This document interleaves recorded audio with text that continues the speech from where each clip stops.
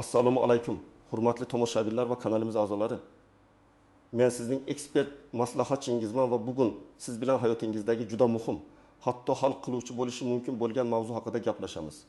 Ayniqsa, bu ma'lumotlar hozirgi va bo'lajak pensionerlar uchun o'ta dolzarbdir. Agar siz nafaqada bo'lsangiz yoki tez orada nafaqaga chiqishni rejalashtirayotgan bo'lsangiz, diqqatingizni bir daqiqaga ham chalg'itmang. Bugun men sizga bir ogohlantirish bilan murojaat qilaman. Siz bilishingiz shart bo'lgan, ammo ko'pchilik e'tiborsiz qoldirayotgan muhim tafsilotlar bor. Rasmiy ravishda mana shu hujjatlarsiz sizga pensiya ustamalari hisoblanmaydi. Bu shunchaki ogohlantirish emas, bu amaliy ko'rsatma. O'z huquqlaringizni bilish va ularni himoya qilish uchun hozirroq ushbu videoni oxirigacha ko'ring. Agar bu mavzu siz uchun muhim bo'lsa, kanalimga obuna bo'lishni va ushbu videoga like bosishni unutmang. Bu menga siz uchun yanada ko'proq foydali kontent yaratishga yordam beradi.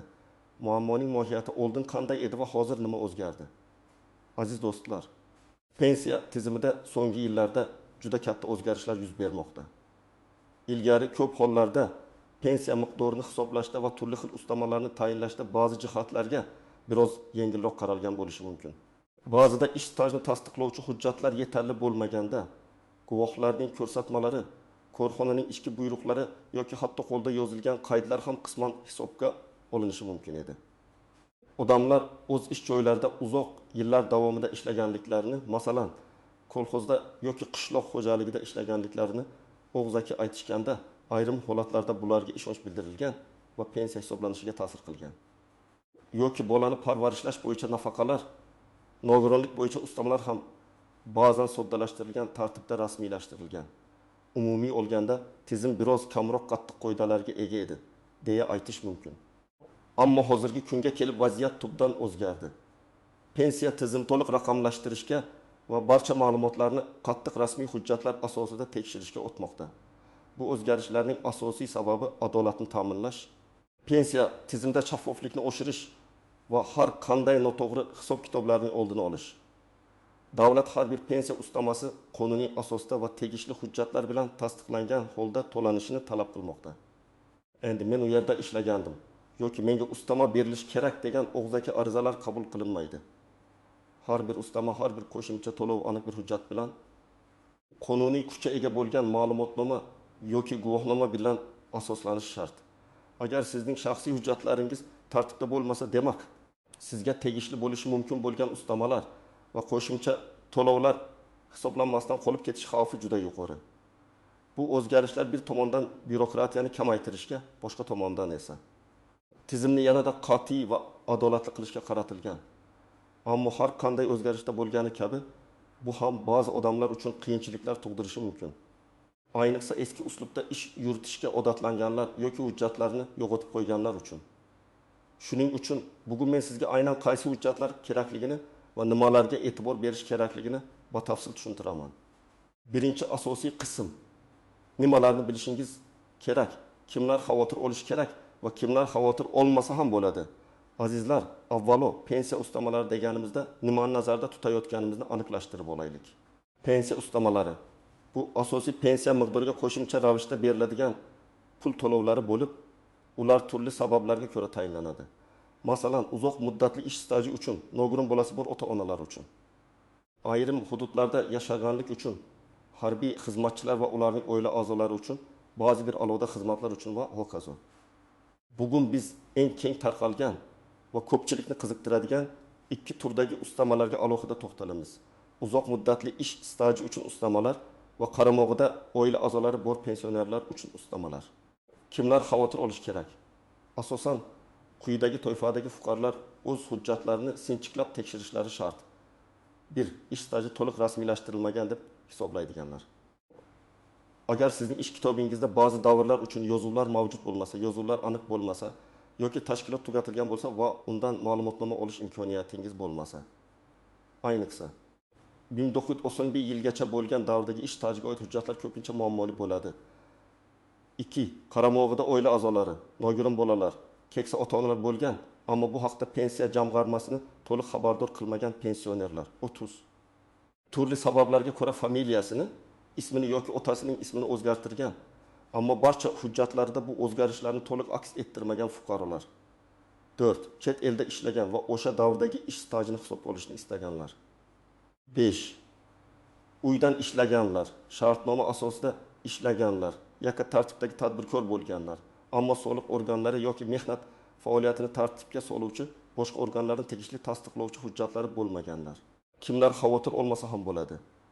Agar siz pensiya jamg'armasidan barcha mumkin bo'lgan ustamalarni allaqachon olayotgan bo'lsangiz, barcha istajingiz to'liq rasmiylashtirilgan va ish kitobingizda, mehnat daftarchangizda yoki elektron mehnat daftarchangizda barcha yozuvlar mavjud bo'lsa, qaramog'ingizdagi oila a'zolari haqidagi barcha ma'lumotlar pensiya jamg'armasida yangilangan bo'lsa va sizda pensiya hisoblash uchun barcha zarur hujjatlar mavjud va tartibda bo'lsa, unda siz xotirjam bo'lishingiz mumkin. Ammo shunga qaramay, ma'lumotlarni bir bor tekshirib qo'yish ortiqcha bo'lmaydi. Endi esa bir nechta aniq hayotiy misollarga o'tamiz. Birinchi misol, Oydin opaning yo'qolgan staji tasavvur qiling. Oydin opa 65 yoshda, u butun umri davomida, aniqrog'i 40 yil davomida kolxozda fidokorona mehnat qilgan. Ammo uning ish kitobini ko'zdan kechirganimizda faqatgina 2 yillik staj rasmiylashtirilganligi ma'lum bo'ladi. Qolgan yil, ya'ni kolxozning ilk yillardagi ishi haqida ish kitobida hech qanday yozuv yo'q. Oydin opa o'sha yillarda ishlamaganligi haqida biror bir shubhaga o'rin yo'q. Hamma uni biladi, lekin rasmiy hujjat yo'q. Kolxoz tugatilgan, uning o'rnida yangi bir korxona paydo bo'lgan. Oydin opa bu vaziyatda nima qilish kerak? Muammo, pensiya jamg'armasi Oydin opaga faqatgina hujjat bilan tasdiqlangan 30 yillik staji uchun pensiya va unga bog'liq ustamani hisoblaydi. Qolgan 10 yil uchun esa hech qanday hisob-kitob amalga oshirilmaydi. Chunki rasmiy hujjat yo'q. Natijada Oydin opa har oyda sezilarli miqdorda puldan mahrum bo'ladi. Masalan, har bir qo'shimcha yil staj uchun pensiyaga ma'lum foiz ustama qo'shilsa, Oydin opa 10 yil uchun 10% dan ortiq pensiya ustamasini yo'qotishi mumkin. Bu esa oyiga deylik 20 ming so'm, yiliga 600 ming so'm, 10 yilda esa 6 ming so'm degani. Pensiya muddatini hisoblasak bu juda katta miqdor. Yechim. Oydin opaga zudlik bilan o'sha kolxozning arxiv hujjatlarini topish kerak. Buning uchun u tuman yoki shahar arxiviga murojaat qilish lozim. Arxivda uning ish davri, lavozimi va olgan ish haqi haqida ma'lumotnomalar saqlanib qolgan bo'lishi ehtimoli yuqori. Agar arxivda ham ma'lumotlar topilmasa, unda Oydin opa sudga murojaat qilib, ish stajini sud orqali tasdiqlash yo'lini tanlash kerak bo'ladi. Sudda u o'sha davrda birga ishlagan guvohlarni ko'rsatishi, boshqa bilvosita hujjatlarni, masalan, mukofot qog'ozlari, mehnat kitobchasidagi boshqa yozuvlar taqdim etishi mumkin. Faqatgina sud qarori yoki arxiv ma'lumotnomasi bilan Oydin opa o'zining to'liq 1 yillik stajini tasdiqlashi va tegishli ustamalarni olish huquqiga ega bo'ladi. Ikkinchi misol. Botir akaning qaramog'idagi nogiron bola Botir aka 70 yoshda, u nafaqada. Uning qaramog'ida nogironlik guvohnomasiga ega bo'lgan 35 yoshli qizi bor. Botir aka qizini yoshligidan parvarishlab keladi. Barcha tibbiy muolajalari, dorilar bilan shug'ullanadi. Qonunchilikka ko'ra qaramog'ida yoki ikki guruh nogironi bo'lgan oila a'zosi bo'lgan pensionerlarga qo'shimcha ustama to'lanishi belgilangan. Biroq Botir akaning pensiya hujjatlarini ko'zdan kechirganimizda bu haqda hech qanday ma'lumot topilmagani ma'lum bo'ldi. Muammo, pensiya jamg'armasi Botir akaga uning qaramog'idagi nogiron qizi borligiga qaramay, tegishli ustamani hisoblamaydi. Chunki bu haqda rasmiy arza hujjatlar taqdim etilmagan. Botir aka bu ustamani olishi mumkinligini bilmagan yoki shunchaki rasmiylashtirishga e'tibor bermagan. Natijada Botir aka har oyda nogiron qizi uchun ajratilgan qo'shimcha mablag'dan mahrum bo'lmoqda. Bu esa oilaning moddiy ahvoliga ta'sir ko'rsatadi. Yechim. Botir aka zudlik bilan qizining nogironlik haqidagi guvohnomasi nusxasi, o'zining pasport nusxasi, oila tarkibi haqidagi ma'lumotnoma yoki nikoh guvohnomasi, qizining tug'ilganlik haqidagi guvohnomasi kabi hujjatlar bilan pensiya jamg'armasiga murojaat qilish kerak. U yozma arza bilan ushbu ustamani tayinlashni so'rab murojaat qilishi lozim. Pensiya jamg'armasi ushbu hujjatlarni o'rganib chiqib, Botir akaga qaramog'idagi nogiron oila a'zosi uchun belgilangan ustamani tayinlaydi. Shuningdek, qonunchilikda ko'zda tutilgan hollarda o'tgan davr uchun ham qayta hisob-kitob qilish imkoniyatlari mavjud bo'lishi mumkin. Uchinchi misol. Gulnora xolaning hududiy ustamasi Gulnora xola umrining 15 yilini mamlakatimizning chekka va tog'li hududlaridan birida o'qituvchi bo'lib ishlagan. Qonunchilikka ko'ra bunday hududlarda ishlagan fuqarolarga pensiya miqdoriga hududiy ustamalar qo'shilishi belgilangan. Gulnora xola pensiyaga chiqqach, unga bu ustama hisoblanmagan. Uning ish kitobida o'qituvchi ekanligi va maktab nomi yozilgan. Ammo maktab aynan qaysi hududda joylashgani aniq ko'rsatilmagan. Muammo: pensiya jamg'armasi Gulnora xolaning pensiyasiga hududiy ustamani qo'sha olmayapti. Chunki uning ish kitobida ish joyining geografik manzili yoki hududiy tegishliligi aniq ko'rsatilmagan. Garchi hamma bu maktabning chekka hududda joylashganini bilsa ham rasmiy hujjat yo'q. Yechim: Gulnora xola o'sha maktabdan yoki uning huquqiy vorisi yoki tuman xalq ta'limi bo'limidan maktabning joylashuvi va uning tegishli hududiy kategoriya ro'yxatiga kirishi haqida rasmiy ma'lumotnoma olishi kerak. Bu ma'lumotnoma pensiya jamg'armasiga taqdim etilganda Gulnora xolaga tegishli hududiy ustama tayinlanadi. Ikkinchi asosiy qism qoidalardan istisnolar. Qaltis jihatlar va sezilmas nozikliklar hujjatlar masalasida ko'plab nozik jihatlar mavjud. Har bir holat individual bo'lishi mumkin va standart qoidalar har doim ham to'g'ri kelmasligi mumkin. Mana siz bilishingiz kerak bo'lgan ba'zi istisnolar va qaltis jihatlar. 1. Hujjatlar yo'qolgan taqdirda nima qilish kerak? Bu eng keng tarqalgan muammolardan biridir. Agar sizning ish kitobingiz yo'qolgan bo'lsa yoki undagi ba'zi yozuvlar o'chib ketgan bo'lsa, tashvishlanmang, choralar bor. Birinchi qadam: avvalo o'sha korxona yoki tashkilotga murojaat qiling. Agar faoliyat ko'rsatayotgan bo'lsa, ular sizga mehnat faoliyatingiz haqida arxiv ma'lumotnoma berish shart. Bu ma'lumotnomada ishga qabul qilingan sanangiz, lavozimingiz, ishdan bo'shatilgan sanangiz va ish haqingiz miqdori ko'rsatilishi kerak. Ikkinchi qadam: agar korxona tugatilgan bo'lsa, uning hujjatlari odatda davlat arxivlariga topshiriladi. Siz o'z tumaningiz yoki shahringizdagi davlat arxivi bilan bog'lanib, kerakli ma'lumotnomani so'rashingiz mumkin. Uchinchi qadam: agar arxivda ham hujjatlar topilmasa, eng oxirgi chora sudga murojaat qilish. Sud orqali ish stajini tasdiqlash uchun sizga guvohlar kerak bo'ladi. Ya'ni siz bilan birga o'sha davrda ishlagan 2 yoki undan ortiq kishi sudga kelib, sizning mehnat faoliyatingizni tasdiqlashi lozim. Shuningdek, sizda mavjud bo'lgan har qanday bilvosita hujjatlar, masalan, kasaba uyushmasi chiptalari, mukofot qog'ozlari, diplomlar, ma'lumotnomalar ham sud uchun dalil bo'lib xizmat qilishi mumkin. Sud qarori pensiya jamg'armasi uchun qonuniy asos bo'ladi. 2. Familiya. Ism yoki otasining ismidagi nomuvofiqliklar. Ba'zida turmushga chiqqandan so'ng familiyasini o'zgartirgan ayollarda yoki ism yozuvlarda xatolikka yo'l qo'yilgan holatlarda hujjatlardagi ma'lumotlar bir-biriga mos kelmasligi mumkin. Masalan, pasportingizda ismingiz Zahro bo'lsa, ish kitobingizda Zahro deb yozilgan bo'lishi mumkin. Bu kabi nomuvofiqliklarni bartaraf etish uchun sizga tug'ilganlik haqidagi guvohnoma, nikoh guvohnomasi, familiya o'zgarishi sababli yoki fuqarolik holati dalolatnomalarini qayd etish organidan FHDYO olingan ma'lumotnoma kerak bo'ladi. Agar bu hujjatlar ham yetarli bo'lmasa, sudga murojaat qilib, sizga tegishli hujjatlarni birlashtirish haqida qaror olishingiz mumkin. 3. Qo'shimcha hujjatlar talab etilishi mumkin bo'lgan holatlar. Ba'zi hollarda pensiya jamg'armasi standart hujjatlardan tashqari qo'shimcha ma'lumotlarni so'rashi mumkin. Masalan, agar siz ma'lum bir kasallik tufayli imtiyozli pensiyaga chiqqan bo'lsangiz, sog'liqni saqlash muassasalaridan tibbiy xulosalar, nogironlikni tasdiqlovchi ma'lumotnomalar talab qilinadi. Agar siz harbiy xizmatchi bo'lgan bo'lsangiz, harbiy chipta, Mudofaa vazirligining ma'lumotnomalari va xizmat davrini tasdiqlovchi boshqa hujjatlar zarur bo'ladi. Bu kabi holatlarda pensiya jamg'armasining xodimi sizga aynan qaysi hujjatlar kerakligini aniq tushuntirib berishi shart. 4. O'tgan davr uchun ustamalarni qayta hisoblash imkoniyatlari. Agar siz yuqorida aytilgan ustamalarga huquqingiz borligini bilib qolsangiz va ular sizga ilgari hisoblanmagan bo'lsa, qonunchilikda ko'zda tutilgan hollarda o'tgan davr uchun ham pensiya ustamalarini qayta hisoblash imkoniyati mavjud. Odatda bu 2 oyga qadar amalga oshirilishi mumkin, ammo ayrim hollarda, ayniqsa pensiya jamg'armasining xatosi tufayli yuzaga kelgan vaziyatlarda muddat cheklovi bo'lmasligi ham mumkin. Shu sababli imkon qadar tezroq murojaat qilib, o'zingizga tegishli ustamalarni rasmiylashtirishingiz muhim. 5.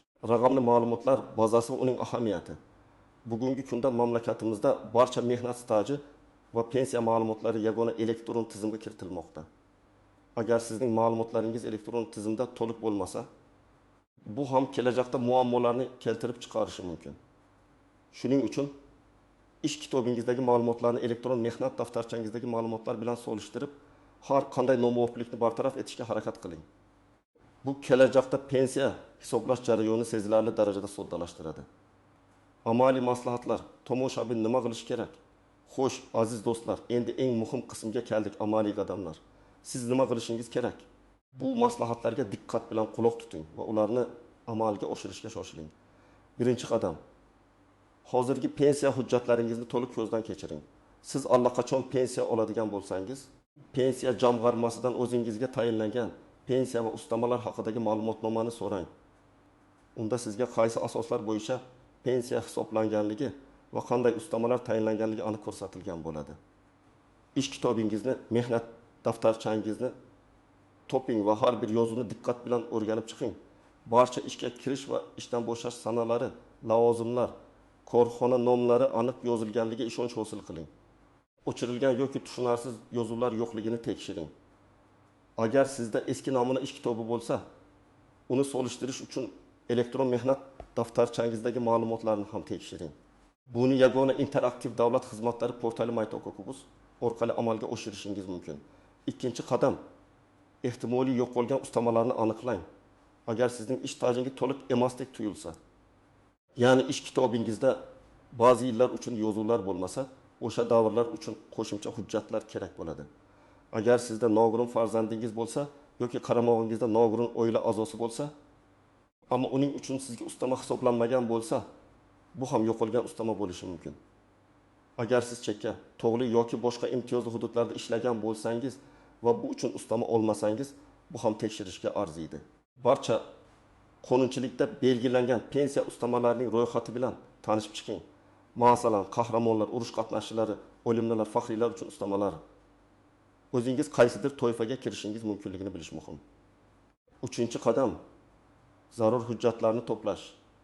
Agar ish stajingizda kamchiliklar bo'lsa, sizga ish joyingizdan arxiv ma'lumotnomalari kerak bo'ladi. Bu ma'lumotnomada ishga kirish, ishdan bo'shash sanalari va lavozimingiz, shuningdek ish haqingiz ko'rsatilgan bo'lishi kerak. Agar korxona tugatilgan bo'lsa, tuman, shahar davlat arxividan ma'lumotnoma oling. Agar arxivda ham ma'lumot topilmasa, sudga murojaat qilish uchun o'sha davrda birga ishlagan guvohlarning pasport nusxalari va aloqa ma'lumotlarini tayyorlab qo'ying.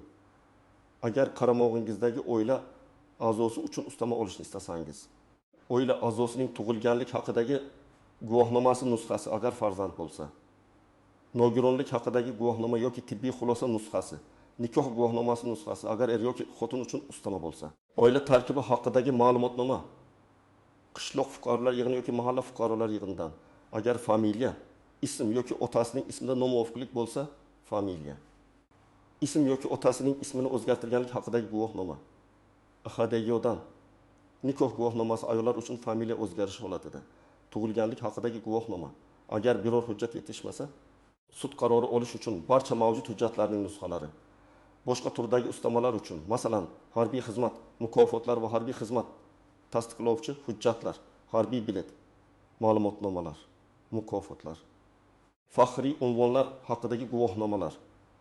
To'rtinchi qadam: qayerga murojaat qilish kerak? Barcha tayyorlangan hujjatlar bilan o'zingiz yashash manzilingizdagi pensiya jamg'armasi bo'limiga murojaat qiling. Siz shuningdek yagona interaktiv davlat xizmatlari portali MyTokoKubuz orqali ham onlayn tarzda murojaat qila olasiz. Ammo murakkab holatlarda yoki hujjatlarning asl nusxalari talab qilinganida, shaxsan pensiya jamg'armasi bo'limiga borish maqsadga muvofiqdir. Davlat xizmatlari markazlari DXM orqali ham murojaat qilish imkoniyati mavjud. Ular sizga ariza to'ldirishda va hujjatlarni rasmiylashtirishda yordam berishi mumkin. 5-qadam: arizani to'g'ri yozish. Murojaat qilayotganda barcha talab qilinadigan hujjatlarni ilova qilib, yozma ariza bilan murojaat qiling. Arizada siz qaysi ustamani olishni istayotganingizni aniq ko'rsating va buning uchun qanday asoslar, ya'ni qaysi hujjatlar borligini bayon eting. Ariza 2 nusxada yozilsin. Bir nusxasini pensiya jamg'armasi xodimiga topshiring va ikkinchi nusxasiga qabul qilganlik belgisini, qabul qilingan sana xodimning imzosi va muhri qo'ydirib oling. Bu kelajakda yuzaga kelishi mumkin bo'lgan muammolarni hal qilishda sizga dalil bo'lib xizmat qiladi. 6-qadam murojaatingizni kuzatib boring. Murojaatdan so'ng pensiya jamg'armasi xodimlari sizning arizangizni ko'rib chiqishi va tegishli qaror qabul qilishi kerak. Bu jarayon qonunchilikda belgilangan muddat ichida amalga oshiriladi. Agar sizga pensiya ustamasi tayinlash rad etilsa, rad etish sababini aniq ko'rsatgan yozma javob talab qiling. Bu javob asosida siz yuqori turuvchi organlarga shikoyat qilishingiz yoki sudga murojaat qilishingiz mumkin. Xulosa va yakuniy chaqiriq aziz tomoshabinlar. Bugun biz pensiya ustamalarini olish uchun zarur bo'lgan hujjatlarning ahamiyati haqida batafsil gaplashdik. Unutmang, pensiya jamg'armasi sizning har bir ustamangizni qonuniy asosda va rasmiy hujjatlar bilan tasdiqlanishini talab qiladi. Shuning uchun bugundan boshlab o'zingizning shaxsiy va mehnat hujjatlaringizni tartibga keltirishga kirishing. Bu sizning kelajagingiz, farovonligingiz va adolatli pensiya olish huquqingiz garovidir. Kechikmang. Har bir yo'qotilgan kun sizga tegishli bo'lgan puldan mahrum bo'lishingizga olib kelishi mumkin. Agar sizda yana savollar bo'lsa, izohlarda yozib qoldiring. Men ularga javob berishga harakat qilaman. Ushbu videoni o'zingizning yaqinlaringiz, do'stlaringiz va ayniqsa pensioner qarindoshlaringiz bilan baham ko'ring. Balki bu ma'lumot aynan ularga juda zarurdir. Videoni yoqtirgan bo'lsangiz. Like bosing va kanalimga obuna bo'lishni unutmang. Chunki sizning qo'llab-quvvatlashingiz menga yanada ko'proq foydali ma'lumotlar bilan bo'lishga ilhom beradi. E'tiboringiz uchun rahmat. Salomat bo'ling.